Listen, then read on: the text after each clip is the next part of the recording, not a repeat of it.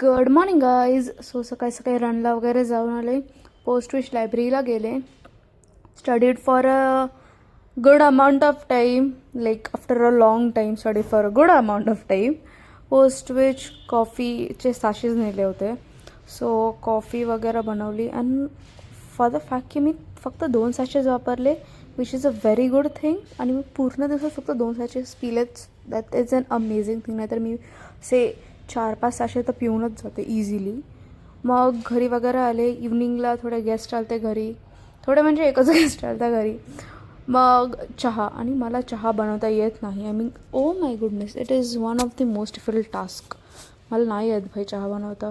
Somehow मी legit यूट्यूबवर ट्युटोरियलपेक्षा as a video बघितले की चहा कसं बनवतात. According to them whatever they have told, तसं एक्सेट्रा थिंग्स टाकल्या. I have literally no idea की तो कसा बनला आहे, whatever it is. But बनवलं आहे भाई काहीतरी, जसं यूट्यूबवरती सांगितलं होतं तसं तर बनवलं आहे.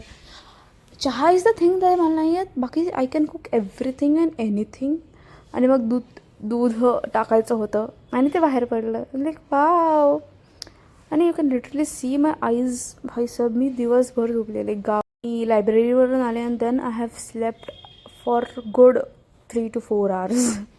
मग चहा ते काय बोलतात त्याला, जे पण असतं ते केलं.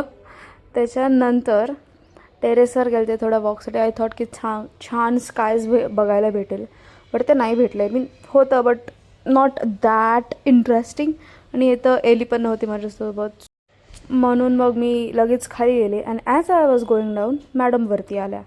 आणि मॅडमला काय प्रॉब्लेम आहे कावळ्यांची काय माहिती. म्हणजे तिला कावळ्यांवरती पण लक्ष ठेवायचं आहे, ॲट द सेम टाईम तिला मसाज पण पाहिजे.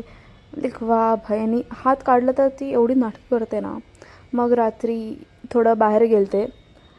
मग घरी वगैरे आले. अँड या विथ दॅट सायनारा.